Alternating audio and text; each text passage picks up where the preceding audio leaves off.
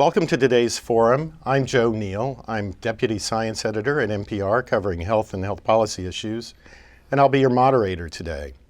Since early last year, NPR, the Robert Wood Johnson Foundation, and the Harvard Chan School have been involved in a major examination of discrimination in America, focusing mostly on the way it impacts health. But we didn't just look at healthcare. We've been looking at all aspects of discrimination and how it may impact health. We fielded a major poll. More than 3,400 people responded or were asked questions. We asked their not about their opinions so much, but about their personal experiences of discrimination. When we got the data, it was clear that each group had particular areas where they had discrimination problems. If we can have the first slide, please. You will see the groups here listed here. They included African Americans, Latinos, whites, Asian Americans, Native Americans, men and women, and for today's discussion, LGBTQ adults. To get the discussion going, we're joined today by a very distinguished panel. To my right here is Logan Casey. Logan is research associate at the Harvard Opinion Research Program and was deputy director of the project. Next to him is Sari Reisner. Sari is assistant professor in the Department of Epidemiology here at the Harvard Chan School. Kenneth Mayer is on the far right here. Ken is co-chair and medical research director of the Fenway Institute here in Boston. And joining us remotely, we hope, from Washington, D.C., is Ashland Johnson. Ashland is director of public education and research at the Human Rights Campaign and Advocacy Group. We hope Ashland can join us. There is a big snowstorm on the East Coast, as many of you may know today, and Washington is shut down. So we are hopeful that our connection will stay up with Ashland. Some notes before we get started. This event is presented jointly with NPR. We're streaming live on the websites of NPR, the Forum, and the Forum. We're also streaming on Facebook. The program will include a brief Q&A, and you can email questions to theforum@hsph.harvard.edu. You can also participate in a live chat that's happening on the Forum website right now. Now to get started, let's hear from members of the transgender community about common misperceptions and personal experiences with discrimination. I'm going to show a clip now that's from NPR and is part of a video series called A Few Things to Know, in this case about being transgender. In the public eye, it seems as if transgender people get more respect, but in terms of day-to-day respect, it's not 100% fixed yet. Every day one of my transgender friends goes out, I'm nervous that they're not going to make it home. I'm nervous that, when they go on a date, some guy is going to get upset that they're transgender and hurt them. I think a lot of people, when they think about trans people, they are still really holding on to some very base ideas about sex and gender that they grew up with. We've got all of this stuff that's really kind of like embedded in our operating systems. Being trans is as varied as being a straight person. That's the biggest misconception, that if you associate as being trans, that's all you are. Now, being transgender was part of our poll looking at LGBTQ adults and discrimination. Logan, you were deputy director of the poll, and we looked at all LGBTQ adults, not just transgender adults. Set the stage for our discussion here. What did the poll find? Sure. So thank you, Joe, and thank you everyone for joining. I just want to start with some quick background about the poll and what makes it unique before I go into these specific findings about LGBTQ people. So a lot of polls that talk about discrimination in America tend to talk about or ask about what people's beliefs are about discrimination, whether it's happening, to whom, how important or big of a deal is that. And this survey was really an effort to allow people to speak for themselves and to speak, as Joe said, directly to their own experiences with discrimination. So we do ask about their beliefs, but also, has this actually happened to you? And so that's one of the things that really sets this survey apart from many others, is getting to hear about people's actual experiences of discrimination in their own lives. And the survey was also unique because it covered both a wide range of areas of life, so employment, housing, healthcare, interpersonal experiences, and also a wide range of groups, the groups that Joe mentioned before, different racial and ethnic identity groups, also men and women, and LGBTQ people. So that's what sort of sets the survey apart from others. So onto the LGBT data specifically, I want to say generally we asked about two kinds of discrimination. These aren't mutually exclusive, but we just sort of used them as an organizational framework. And those two kinds were institutional forms of discrimination, so that's like in employment, housing, healthcare, et cetera. And then we also asked about interpersonal or more individual forms of discrimination, like slurs and violence and harassment.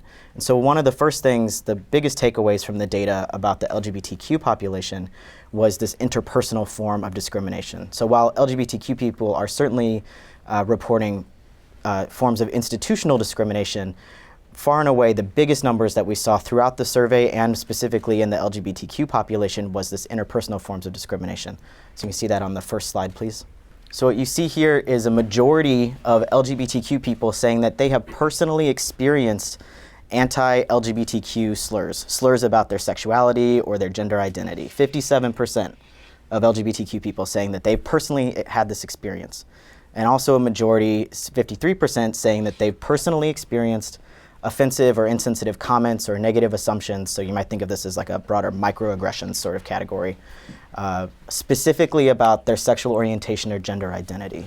So not just in general, but specifically related to their LGBTQ identity.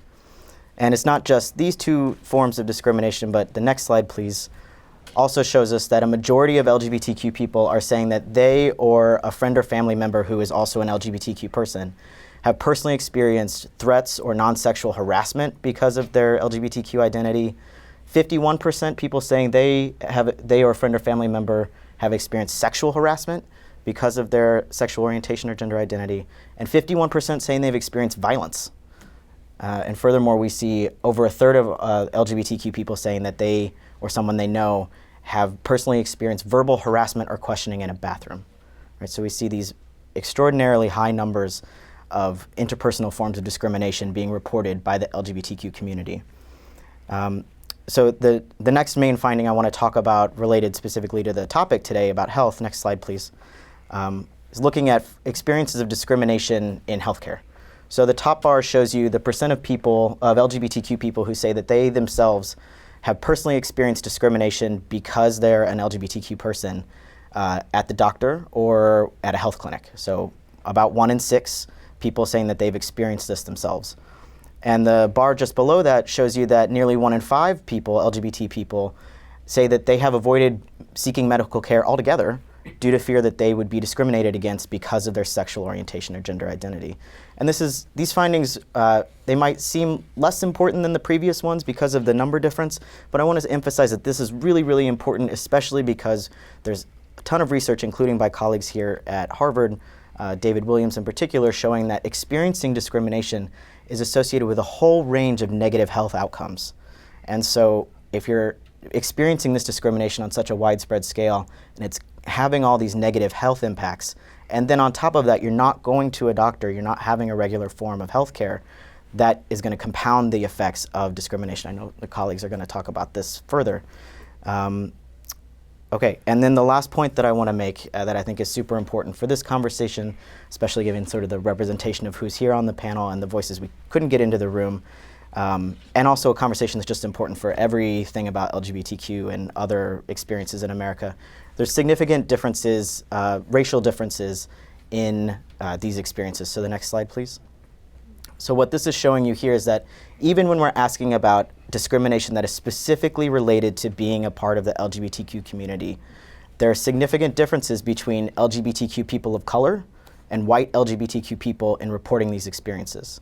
So what the red bar is showing you is the percent of all of the LGBTQ people we talked to who said that they'd been, moving from left to right, discriminated against when applying for jobs, discriminated against when interacting with the police, or that they have avoided calling the police even when in need out of concern that they're going to be discriminated against because of their sexuality or gender identity. And the black bar is showing you that, the black and gray bars are showing you that LGBTQ people of color are significantly more likely than white LGBTQ people to report these experiences. So they're roughly 2.5 times more likely to say they've been discriminated against when seeking jobs, more than twice as likely to say this when interacting with the police, and 6 times more likely to say they've avoided calling the police. And I want to emphasize again, this is not just discrimination in general. This is discrimination that's specifically attributed to LGBT identity. So not necessarily racial identity, but LGBT identity. And we're still seeing these very big racial differences and experiences in discrimination. So those are the 3 main takeaways from the poll for today. And with that, I'll turn it back to you, Joe. Thanks. And by health effects, when you were talking about David Williams's work, we're talking about diseases like heart disease, asthma, chronic diseases, that the insidious day-to-day discrimination, the toll that it takes, and also increases infant mortality, for example. Very compelling data. That was one of the reasons we wanted to mount this project at NPR.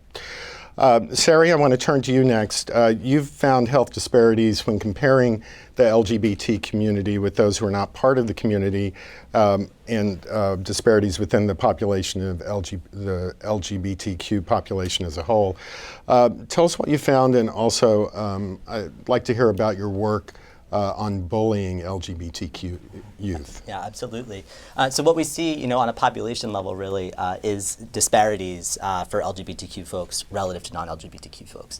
And we see that in a whole host and range of outcomes. The epidemiology has been growing as we're adding questions to surveys to identify respondents so that we can actually look at the health of LGBTQ people.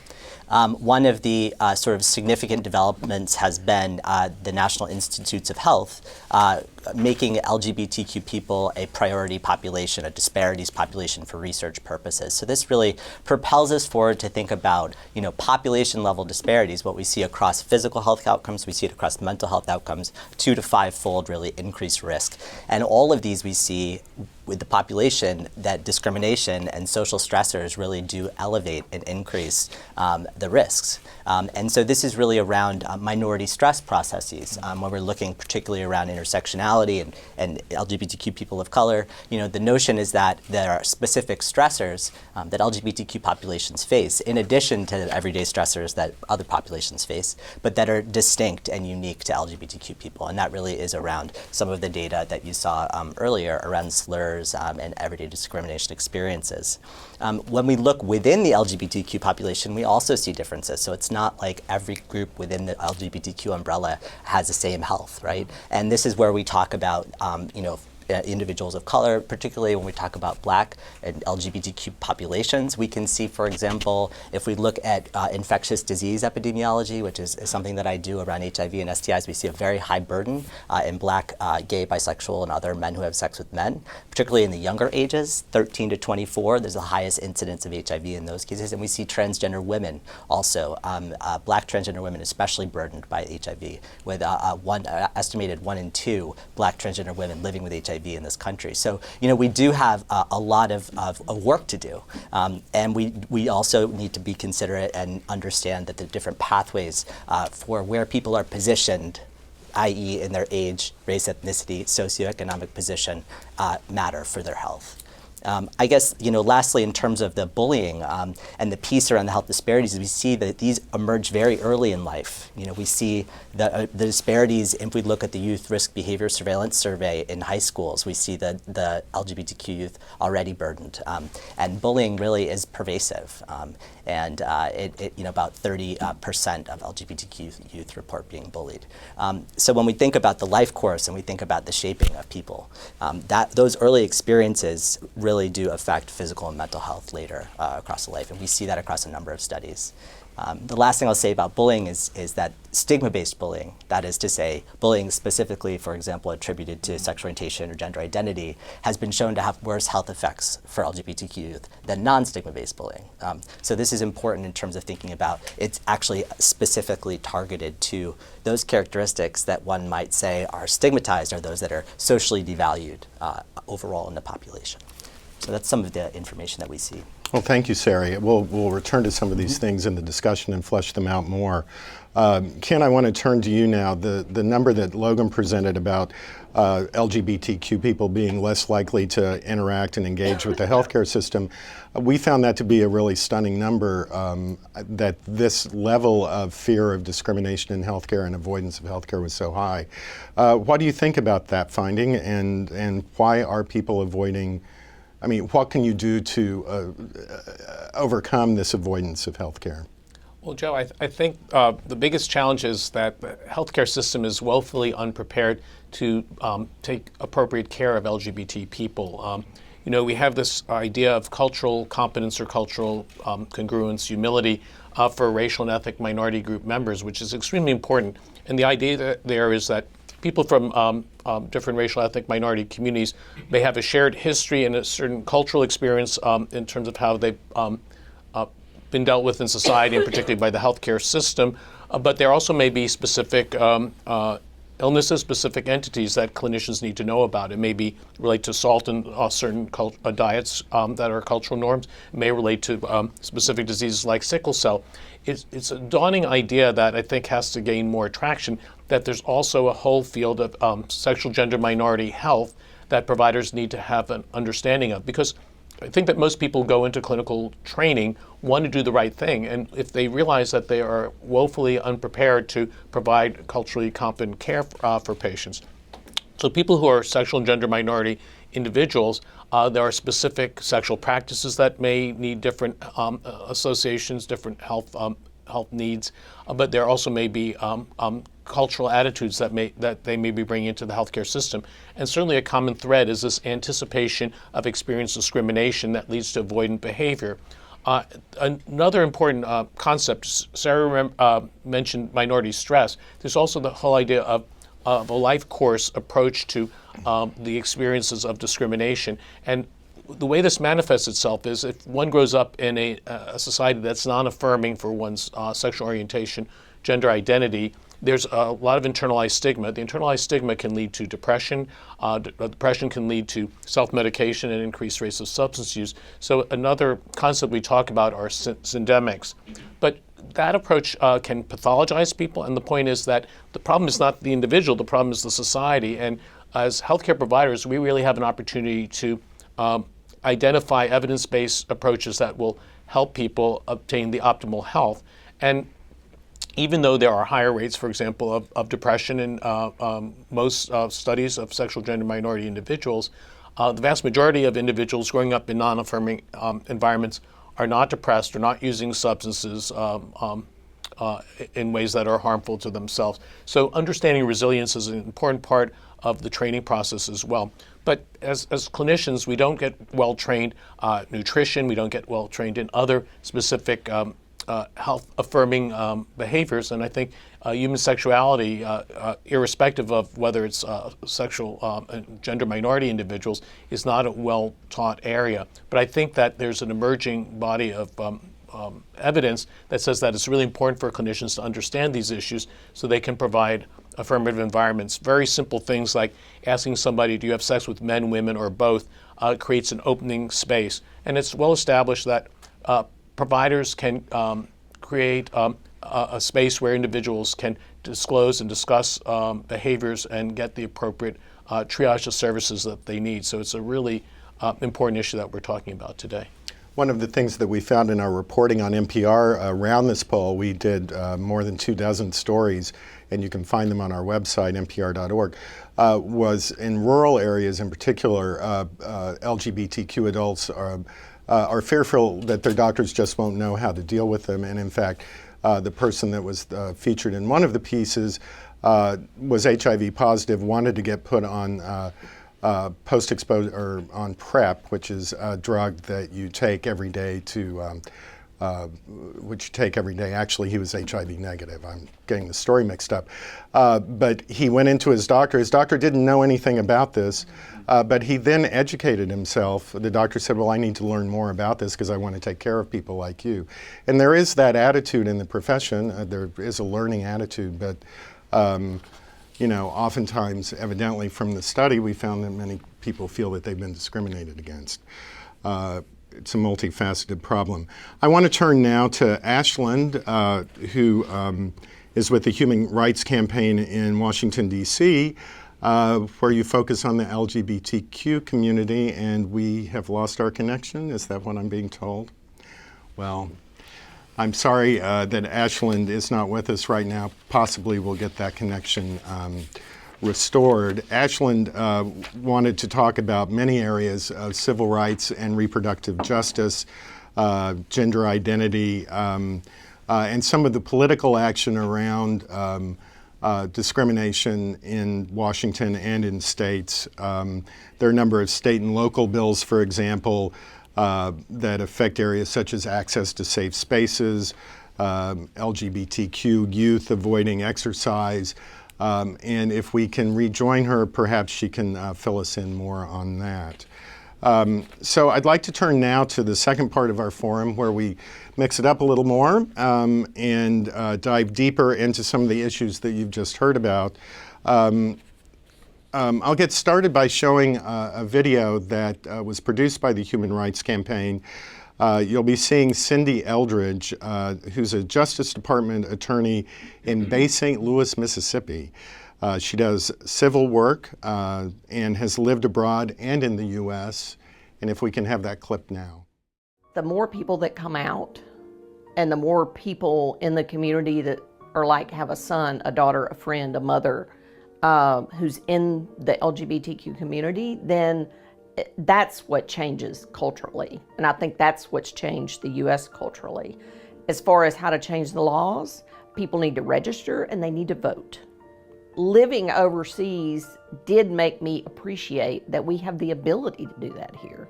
You can't always do that in other places, not and still, be free and not be in jail. So I think it's our obligation to do that. Go to your city council meeting when they're doing something you don't like and get on the agenda and stand up and say something about it. If you want to fire somebody for no reason at all, that's your right in this state. But if you want to fire them because they're gay, that's just wrong. You shouldn't be able to. And you shouldn't be able to federally either. And the law at the moment federally is unclear, and it could become even more unclear. So, I think it should be changed. Right. Ms. Eldridge was talking about the situation in Washington becoming more unclear. We had a story on NPR last night on All Things Considered about the new head of the Civil Rights Division at the Department of Health and Human Services, Roger Severino, and his agenda appears to be offering, he wants to allow providers, healthcare providers, more freedom to choose what to treat and when to treat it. So I think that's certainly a concern to many in this community. And while there aren't new policies right away that we've seen, we'll have to watch and see how that turns out. And I know that Ashland's group will certainly be involved with that. Let me turn now to stay on that topic a little bit, because we're the panelists here in Boston are scientists involved deeply in data collection and data analysis. Sarah, I'll turn to you first, and if you could talk about the Massachusetts Transgender Rights Bill that's been developed out of this kind of research. Yeah, absolutely. One of the areas where we are in need of more data and information is around transgender health specifically, and this is a burgeoning area, and we've been seeing more media attention to this effort, and we still lack a lot of information. The information that we do have really has been focused around medical treatments and care. What we are learning more about is how policies might impact the health of transgender populations more overall. So in 2013, we did Project Voice and affiliated with Fenway Health, and that was a survey of 452 transgender and gender nonconforming individuals in the state of Massachusetts. And the purpose really was to look at public accommodations discrimination. So this was experiences of discrimination literally in areas open to the public. Traditionally this has been looked at in terms of bathrooms and so-called bathroom bills as the main kind of issue. Health institutions and healthcare settings are areas of public accommodation. And so I think that really for us was the focus. So what we found was about 25% of that sample reported discrimination specifically in healthcare, and this included things like actually being refused care. So these data were used then for non-discrimination bill. We worked with the Massachusetts Transgender Political Coalition to add public accommodations to the laws in Massachusetts. Now what's happening, that happened in 2016, what's happening now is there's a movement to repeal that. It's actually going to be on the state ballot, and this is really the first time that such a process for civil liberties has been on the state ballot like this for transgender rights. So it is right now a very an issue that we need to pay attention to and be doing work around. And certainly an issue in many other parts of the country. Oh, absolutely, yeah, absolutely. That is just our local efforts here in Massachusetts, yeah. Ken, talk a little bit more about collecting data and how what data are needed to improve health. Electronic health records, for example. Yeah, well, with the move towards electronic health records, it's an enormous opportunity to standardize how we collect information that's vital to patient health. It informs patient care. It also can inform research. Now, in the past, many providers said, I don't want to ask these questions. I'm going to make all my patients uncomfortable. But we actually did a study at Fenway of 4 community health centers around the country. And 3 of the community health centers were not explicitly focused on LGBT population the same way that Fenway Health is. So we had Fenway being here in Boston. Being here in Boston. And we had a sample of several thousand individuals, and we were asked, how would you feel if your provider asked you routinely about your sexual orientation or gender identity? And the vast majority, 90% range, said that's fine. And they saw it as a normal part of healthcare, and that did not differ as to whether they identified as heterosexual or as sexual gender minority individuals. So from that, we really been trying to promote the idea of do, ask, do, tell. We put out various monographs. Do, ask, do, tell. Do, ask, do, tell, yeah. And have a monograph here, and it's available on the website of our, the fenwayinstitute.org is our overall website. And then we have some grants from the federal government. We have a National Center for LGBT Health Education. So if you keyword LGBT health education, there are actually tools to help make it easier for providers to ask these questions. There are different discussions about what are the best ways to ask the questions in a systematic way, but the point is it's just very important to ask the questions so that one can determine whether to do appropriate sexually transmitted disease screening, appropriate counseling. It begins a conversation that really can promote health. As part of this whole idea... Yeah, but let me just stop you there. Isn't one of the issues, though, that providers feel uncomfortable asking that simple question? Right, and that's why providers need training. So the federal government actually has supported the Education Center to go out to primary care centers around the country to explain why this is important, because for many providers, there's an aha moment. Obviously, people grow up embedded in culture. There are people who grow up going to faith institutions that are non-affirming. But when they go into a healthcare profession, if they're told you're going to provide a bad job in providing health services to your patients may have worse clinical outcomes if you don't ask about these questions. If we can get providers to say, we're not asking you to endorse, you're not voting on that person's lifestyle, they're making their own choices, but you're going to be providing really poor health care. And it's the idea of trying to get providers to have some level of cultural humility about the things they don't know and realize that there are data, there is evidence. We've published a textbook, The Fenway Guide to LGBT Health, and it's published under the aegis of the American College of Physicians, which is the home organization of internists around the country. So more than 5 years ago, they already recognized the need for this, and the textbook has been in its 2nd edition. So we're optimistic. I mean, I really feel the hook, and it's the right hook for providers, is you're going to do a better job in providing patient care. Did you really go into this profession to do a bad job? I think if we can get people to understand that will really help turn things around.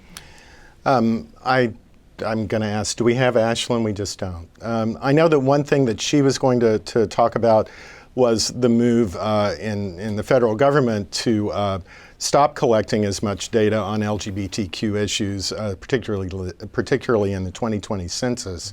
That is still in flux, and it's an issue that we're going to be watching more of at NPR. But let me turn to you, Logan, and talk to you.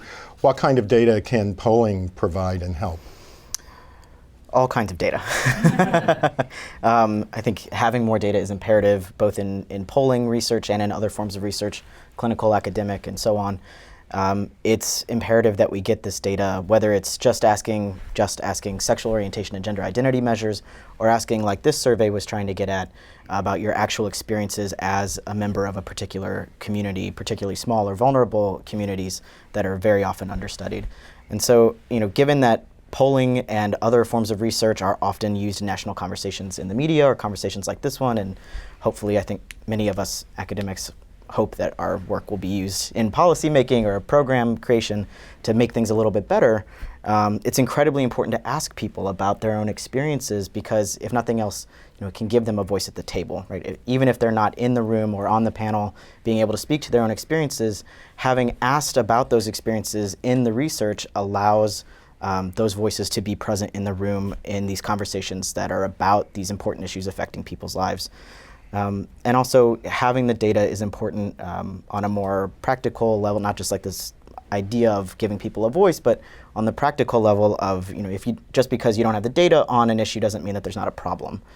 So adding sexual orientation and gender identity measures to all these different kinds of polls or research can help us, including work that's not explicitly LGBTQ related, will allow us a fuller and more accurate picture of Americans' experiences with each other in these sort of interpersonal ways, but also in healthcare and in government programs and in other institutional settings. And the same is true for race and class and disability, all of these things that even if you don't think that the research you're doing or the polls that you're doing are things about LGBT issues or about disability, if you add these questions, you'll know, right? Like we might not think food scarcity is an LGBT issue, but it turns out LGBTQ people are disproportionately living in poverty in this country, and so disproportionately using programs like that, right? And so being able to add these measures, collect data, even when you think that's not the issue that you're studying, is important so that we can really truly understand, or at least understand better, what's going on. And furthermore, it allows us to track over time, right? So there's always going to be a claim that this is getting better, or that's getting worse, or this policy is really effective, or it's really terrible. And without having these sort of questions and data collection efforts about experiences and about including identities, you don't know, right? Like you're speculating. And they might be very informed, educated speculation, but the data will help us know truly what's happening and if these training of healthcare, of physicians and medical providers is being effective, or if maybe this data is enabling more discrimination, or seeing how we can do better at every turn. So we need the data to help us with that. So more data, more data, more data. Sarah? I mean, when we're talking about issues around structural, discrimination, and I mean, the exclusion of measures really is a form of, institutionalized discrimination. And I think that's something that we really need to highlight here. As another mechanism, we're talking about health surveillance, that we are able to look at populations. And, traditionally, I come from a field of social epidemiology. We really look around kind of determinants of age, race, ethnicity, socioeconomic position, and really LGBTQ status hasn't traditionally been a social determinant, like as a codified issue. And it is. And I think when we look at the discrimination But it's statistics. still not codified in terms of federal collection of data or... Correct, right, correct. Well, that's the push, in terms of what we're moving towards. Mm-hmm. But the conversation about that is that it is a social determinant of health that needs to be included. Yeah. All right. I think we're going to turn to questions now. I'll just say, while Lisa Mirowitz, our director of the forum, comes up, that Ashlyn also wanted to make many of these points, and I'm sorry that she couldn't join us today. Lisa? Thanks, everyone. And I know Ashland is still trying to connect, so if she does, we'll bring her in as soon as we can. It's a snowstorm in D.C. All what those happens. 3 or 4 inches of snow have shut everything down It's there. not even that yet, but it does shut things down. So we have had a number of questions, and I'll share a couple of them, and I'm sure our audience may have some questions as well. Sure. Let's see. Let's take this one. Are LGBTQ youth disproportionately affected by mental health issues? We've had a number of questions on that front. Can you talk about that a little bit, or Sari? Yeah, I mean, I think we both can comment. The answer is yes. And again, it comes back to this minority stress issue. At early age, people are much more vulnerable. There's less buffering in society. There's less affirmation. So certainly, it is a concern. And again, there's a real opportunity to, at an early stage, to create programs that engage LGBTQ youth and can reinforce a sense of resilience for them. So certainly there's been literature about some of the gay straight student alliances that have been very helpful in achieving better behavioral health outcomes for LGBTQ youth. Yeah, I mean, absolutely. In terms of mental health outcomes disproportionately facing LGBT youth, that includes depression, anxiety. It also includes substance use, tobacco use. And importantly, these are all also some of these are markers of later risk for example, cancer. Right, cancer-related risk behaviors happening very early. So it's a kind of cascade across many outcomes in terms of integrating mental and physical health. One of the really startling, I think, issues is around suicide and suicide attempts and the really high prevalence of this already in young people, and especially within transgender populations.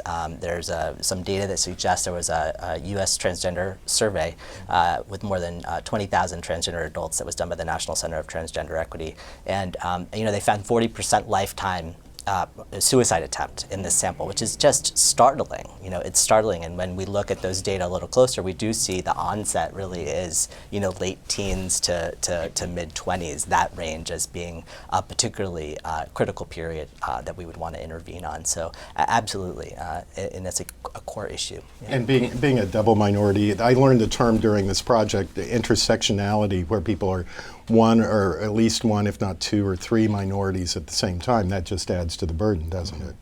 Absolutely, and you get back to this whole issue of how important the social and structural issues are as they interplay when you're dealing with people early in life course continuum. So a big aha moment for me was learning that a third of the homeless youth in Massachusetts are LGBTQ youth, and then you go back and say, oh right. They come out and they get kicked out of the house of their birth family, the family that they're growing up with. And all of a sudden so it's not, when we talk about the healthcare system, we also have to talk about sort of the broader social structures as well, because they're not divorced from each other. Great, thank you, and thank you for addressing the suicide question. That's so important. We have had another question on that front, so thank you. I'll just take a few more and then we can turn to the audience.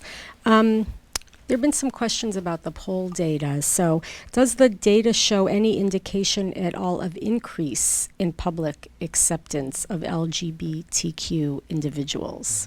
Logan? That's a great question. So our poll focuses on asking LGBTQ people themselves what are their experiences with discrimination and what do they think about discrimination. So it doesn't ask non-LGBTQ people, what do you think about LGBTQ people, or what are your acceptance levels? There is lots of research out there. That's one of the most common forms of polling on LGBTQ related issues is, what do you think, how accepting are you, do you support these issues or not? So there's a lot of data out there, including Pew and Gallup and some of the work that our unit has done in the past. So that's easily accessible. I think a lot of the story that gets told, though, when we're thinking about increasing acceptance over time, it tends to sort of paint this good picture that things for the LGBTQ community are getting better, right? And I think what this poll and all of the research here and the videos that we watched illustrate is that while national polling data might show this sort of trend, the day-to-day experiences of LGBTQ people are much more complicated than these numbers on a graph, right? And so it's important to us to keep turning to LGBTQ people themselves to hear what their experiences actually are. Great, thank you. Thank you, Logan. I'll just do this last one. What would your advice be to LGBTQ people when it comes to initiating conversations with their care providers about their health concerns? Do you know of any resources that provide checklists, for lack of a better word, that can be used as a guide for patients, given the challenges we face with providers? Ken? Hold it up again. It's challenging. Because we'd like to say, in theory, you should be able to, fire your provider if they're not providing, competent care, and that's not limited to around sexual orientation, gender identity, but obviously, the more socioeconomically challenged somebody is, the fewer options they may have for where they receive health care. I think that there is an increasing recognition that providing quality care is a health performance indicator So larger institutions actually do get rated by a quality index by the Human Rights Campaign. So I think there are opportunities if one's engaging in care in a larger center. I think a rural person in a small private community-based practice, and that's the only option. I think trying to show to the provider that there are sort of nationally recognized standards and tools, I think, is great, but it puts a lot of burden on the individual. But at this point in time, I don't know that all institutions are going to have a credentialing that says that they have the checkbox. But certainly here in this area, in the Longwood area, all the major teaching hospitals, do indicate that they've met the metrics of having a very high HRC index, equality index for their performance standards. We should speak up for some rural providers are obviously very competent. It's just the level of care people might get, it would be different. Did you want to add something, Sari? Yeah, I mean, initiating those conversations is really difficult, in terms of, being a member of the LGBTQ community and going to the doctor and needing to have those conversations. The fear of stigma, the anticipated fear of stigma is there, and that internalized piece, and also the structures need to be able to support us as LGBTQ people in getting our care. So in other words, something as simple as a registration form that would ask about pronouns and ask about gender identity and sexual orientation would provide such a tool, at least would begin that conversation, with a provider. So, including it's a multi-level piece of the individual level with us and also the interpersonal and structural supporting that in care. Are there lists of LGBTQ physicians or sensitive physicians? I know that when I first was seeking care as a young adult, being gay, that I went to some lists. I fortunately lived in a big city at the time.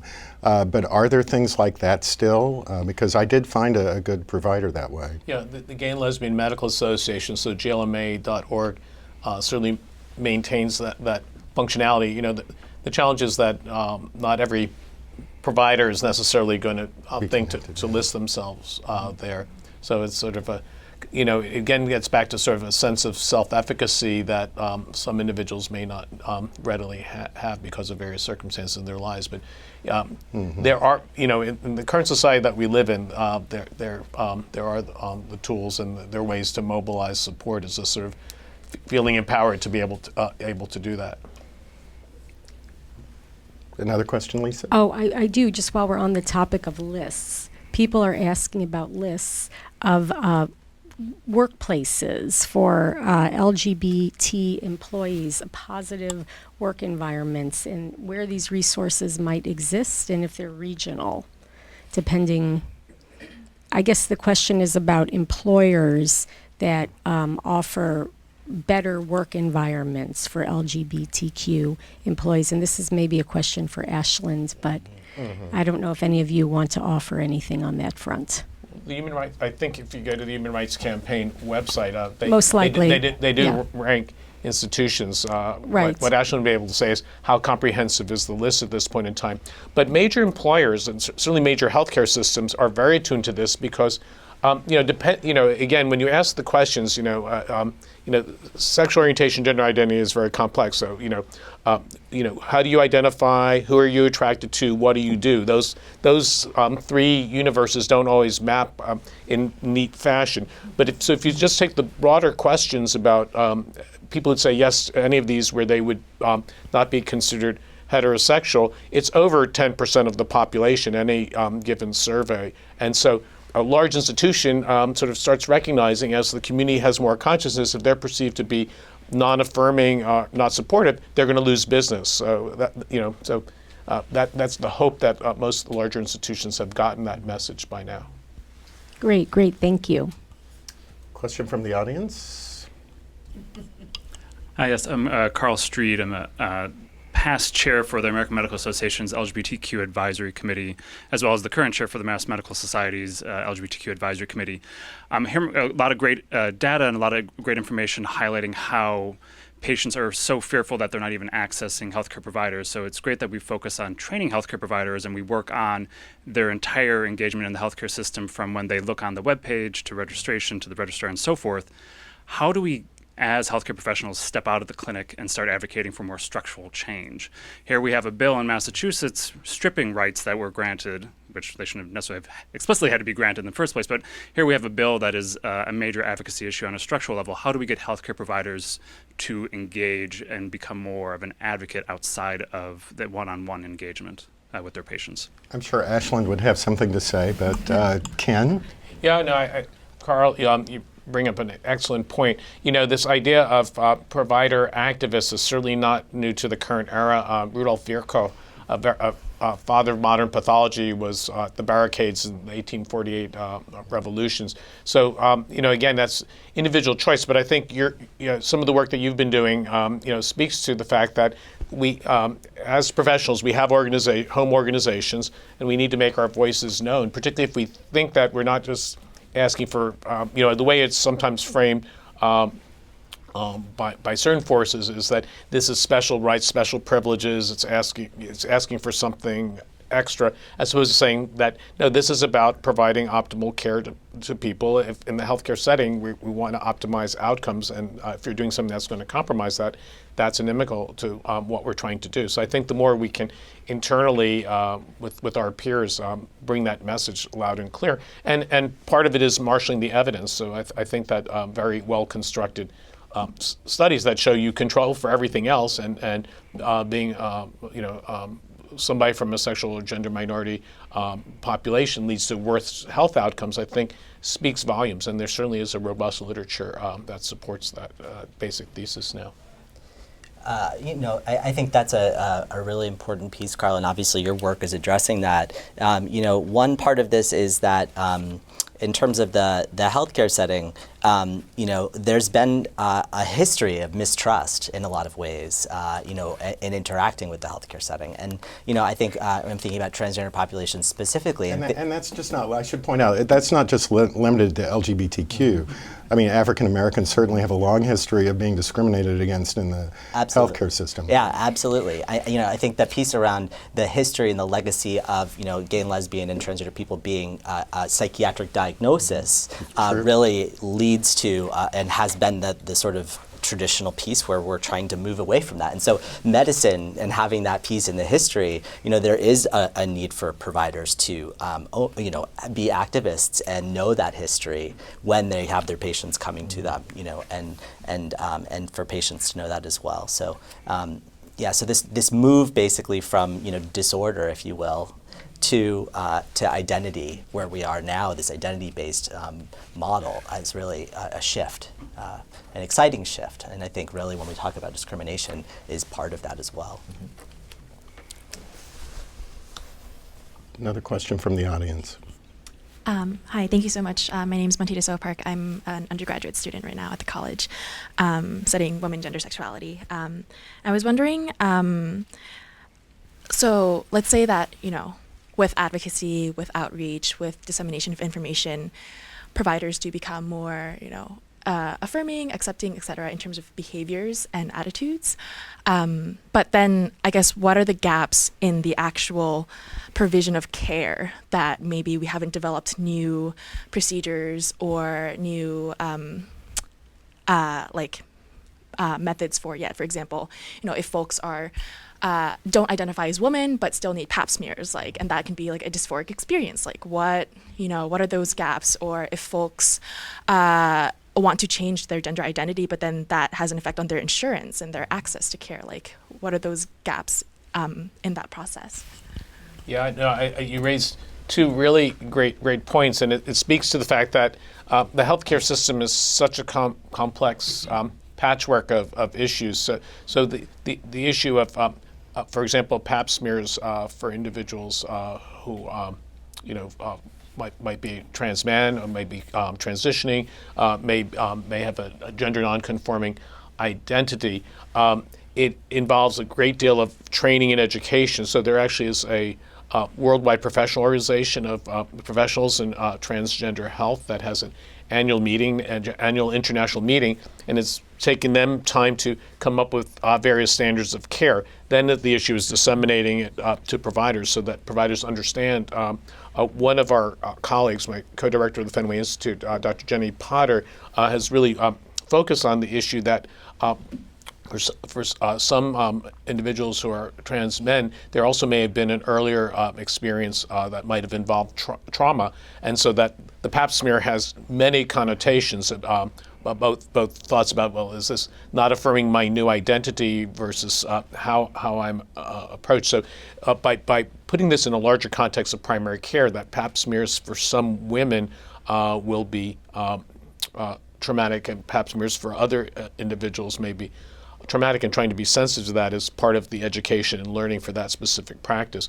The issue of insurance, and we don't have one healthcare system here in the U.S. We have 50 plus systems, and so the challenge is that in some states it's quite easy or relatively easy to as a person transitions to change all the documentation. Other places it's still very difficult. So I think these are issues that have to be adjudicated, have to be fought on a sort of state by state and case by case basis. I mean, in terms of the issue of Pap testing and transmasculine people, clinical innovations. I mean, we're in the Harvard system, in the Harvard Med School. There's a lot going on in terms of trying to change clinical care and clinical practice. We just did a study looking at self-swabbing for HPV as a kind of first line for cervical cancer screening in transmasculine people, and compared that to provider-collected swabbing. So, thinking about harm reduction approaches, thinking about ways that we can provide patient-centered care. In the research and the clinical care, you need to speak to one another and be integrated.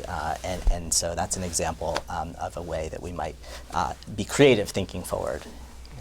All right. Lisa, we have one more question. Yes, these are just questions from Facebook. Why do you think there is so little research in lesbian and bisexual women's health in the U.S. and internationally, and what can we do to change this? What can we do to improve financing these types of studies in this population? Let's take that. Well, the first answer would be that the majority of doctors and researchers have a Y chromosome, and may be part of the challenge.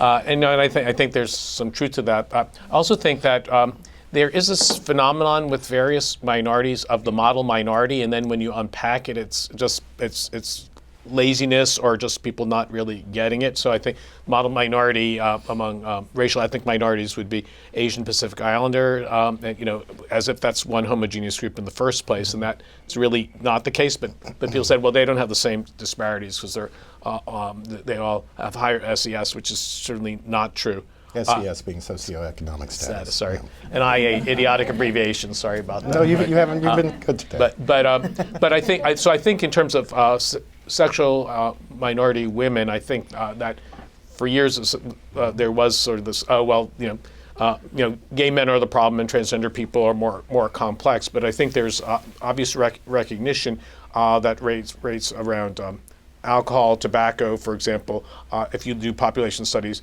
have tended to be higher. But there are other issues, and important issues that are not fully addressed, and some of them are because of avoidant behavior. So there. HPV screening, for example, lower rates of HPV screening leading to increased risk for cervical cancer for lesbians. These, like many of these issues, they are being addressed more, but not as much as they should be. So there are actually specific programs. The Lesbian Health Foundation has a mini grant program that at least gets investigators started. That has led to some subsequent more substantive funding from the NIH, but it is a big deficit in what we know about sexual gender minority health. Sari. Yeah, absolutely. It is quite striking the disproportionate funding that is actually for LGBT health different populations. So with gay, bi, and men who have sex with men, largely the history of the AIDS epidemic in that community really propelled funding and attention. And we have a different experience for women who are sexual minority. Think issues, including, for example, weight-related concerns, weight and shape-related concerns, some evidence of higher rates of obesity for sexual minority women.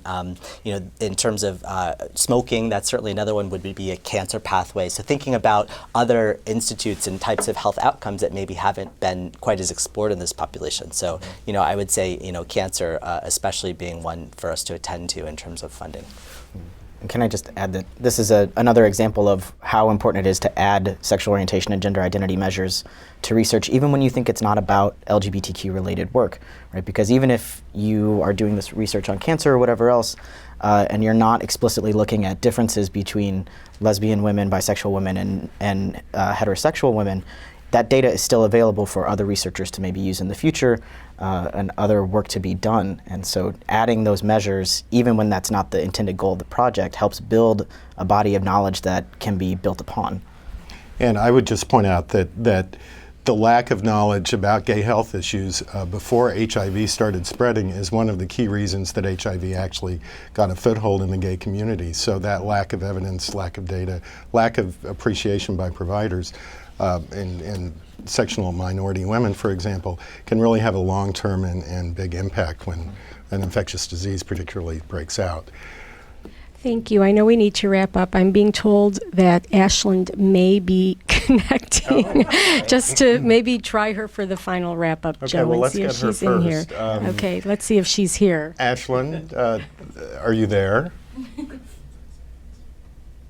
No. Okay. So I want to wrap up by getting a takeaway from each of you. We'll start with Logan. What kind of policy message or recommendation would you make from today? I think you've heard me say it multiple times. More data, please. We'll leave it at that. For me, I think the notion of sexual orientation, gender identity as being social determinants of health is critical, and having that be standardized in demographics as a part of surveys and a part of the issues and statuses of life that we really pay attention to for health. Everyone has a sexual orientation and gender identity, so for providers to talk about this, it should be considered a fifth vital sign as part of clinical care. Mm-hmm. All right. Well, I want to thank all of the panelists today and thank Ashland for giving it a good try. You can go to the HRC website and learn more about what they're doing in this area. I want to also alert you to the next forum. It's on gun violence, the gun violence epidemic, and protecting the public's health. The discussion will continue on the forum website after this, so please send in your comments. We'll have some of the websites mentioned, I think, on the forum website as well. The next forum is on April 6th from noon to 1 p.m. Eastern Time, and the forum website again is forumhsph.org. On behalf of our panelists in Harvard, NPR, and the Robert Wood Johnson Foundation, thank you very much.